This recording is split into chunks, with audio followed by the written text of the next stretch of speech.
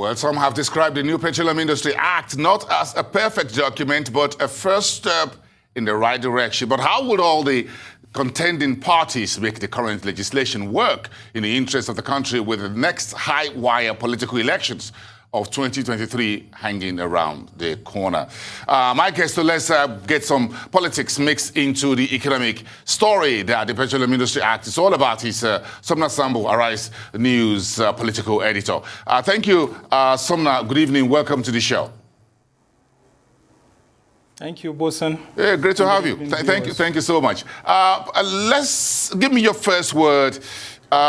You think President Buhari actually agree with the letters or the provisions of the PIA, and that's why he put his signature on it?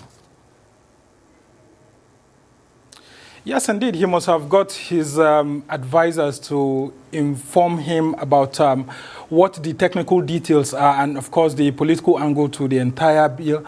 And eventually, after both houses of the National Assembly had passed it, there would have been some backroom understanding between the National Assembly and the presidency on why this bill needed to be signed into law, considering that it had been hanging in the National Assembly for far too long. And of course, after that decision must have been reached between the presidency and the parliament, the president would have agreed to actually pen this. But the most political difficulty that we are experiencing at the moment is that of the governors. The president and the presidency had done well in trying to work with the lawmakers to see how the issues of the 30% for the frontier basins is resolved, and then the issue of the right percentage for the host communities is resolved.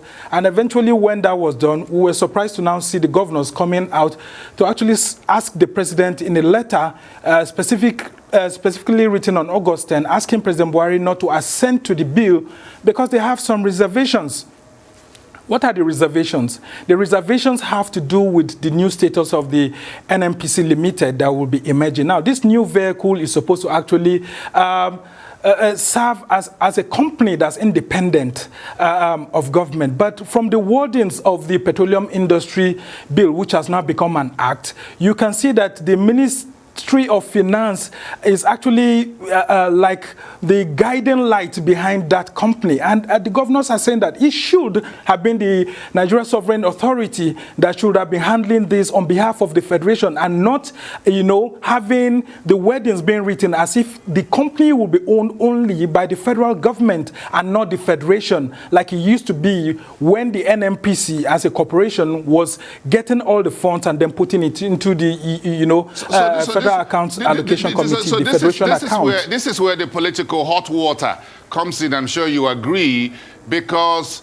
the President Buhari is acting on behalf of the Nigerian government.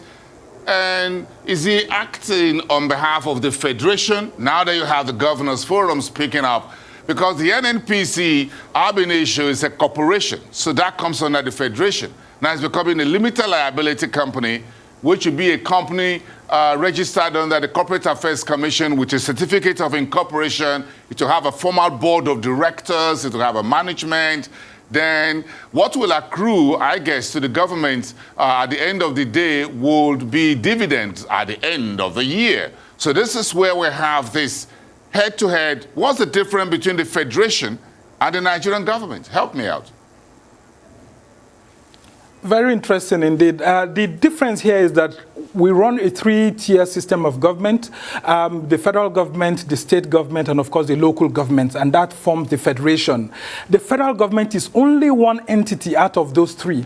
But from the wordings of the new Petroleum Industry Act now, it looks like the federal government is the only principal actor here and not the Federation. And that's why earlier on today I had an exclusive interview for Arise with Governor Fayemi, who is the chairman of the Nigerian Governors Forum. And he stated it clearly that the wordings of the Petroleum Industry Act and then the way the Ministry of Finance has been positioned to be the one that will also decide the shares that will be sold out, by that NNPC Limited, seems to have edged out the states and, of course, local governments, and they are not happy about that, considering that they have made their position known to the National Assembly, but unfortunately the National Assembly did not deem it fit to include their position, and now they are being urged by their constituents, by senior lawyers, including the Nigerian Bar Association and every other person, to go to court and challenge this new law. But coincidentally, the chairman of the National Assembly, Senator Ahmad Lawan,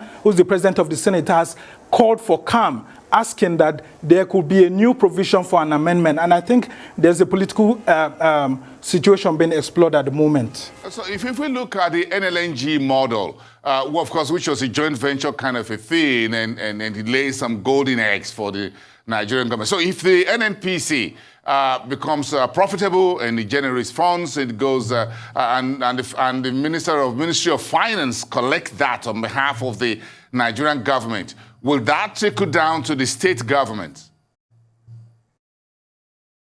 Yes, I had coincidentally asked Governor Fayemi this question, and I was like, since the state governments are always waiting for FAC allocation every month, if this new NNPC becomes a limited liability company, it only means it will be paying dividends at the end of the year. So what will now happen to the states who wait for FAC allocations every month? And he was like, okay, well, is President Buhari taking this feeding bottle from the mouth of the 36 state governors, and now they don't seem to like it?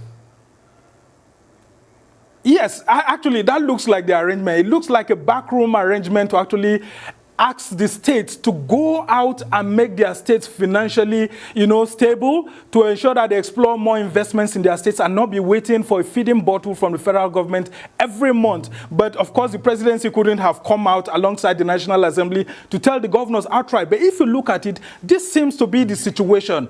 There may no longer be some monies to be shared every month, so they will have to wait till the end of the year. But also, if that money is collected at the end of the year, the governors could sit with the federal government to see how they could allocate, share this money every month. So they could still, the dividends could be arranged in such a way that states can only access it monthly and not just given in quantum. So, a political solution would have to be found out so that the governors do not head to the Supreme Court.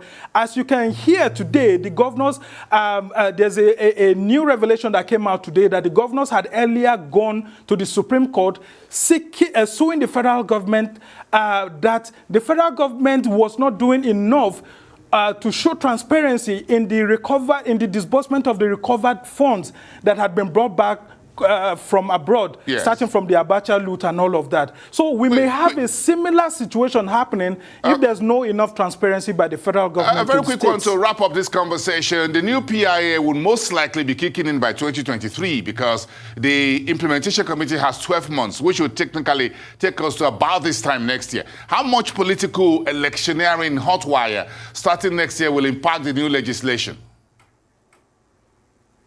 I can tell you very well that the APC as a ruling party is positioning itself as a ruling party that will tell Nigerians that they can help provide $1 trillion economy, hopefully, in the next decade ahead. So the party is repositioning itself by signing this kind of law and telling people to look at it as a politically sensitive party that may want to move Nigeria's economy far away from what it is forward. Because a lot of Nigerians are actually asking, when are we going to get a government that will move Nigeria's economy from the current about 40 billion projection that we have to $1 trillion economy in about the next 10 years. Don't forget, Facebook's total annual returns is about $1 trillion. Why can't we as a country be able to attain that? So I think it's time for Nigerians to also join the debate and see how they could get political leaders ahead of 2023 to bring this kind of debate. Sumner, you think the PIA is going to be one of the political discussion for the electioneering for 2023? Definitely.